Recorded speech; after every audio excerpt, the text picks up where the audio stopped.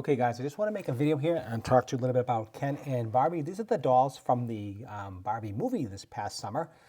They come in this nice display box. Each one of these, as you can see, here's Ken and here's Barbie. They are the couple from the movie. So let's go over the Barbie. The Barbie comes in a nice box like you can see here. The inline skates. Here's Barbie with her little sun visor, her little outfit, knee pads. And the box is actually really nice quality construction, as you can see here. I want to show you the sides of it. Here is the back of it. There is Barbie right there. Turn it all around. And this is Barbie, and she is awesome. So let's take a quick look at Ken. Here's Ken, and he has also the inline skates, a rockin' fanny pack, also sun visor, and a really cool outfit, and also knee pads. You got to have those knee pads, and also, of course, the inline skates, of course. Ken also comes in a nice quality display box. Take a look at the back. There is Barbie's house right there. You can see.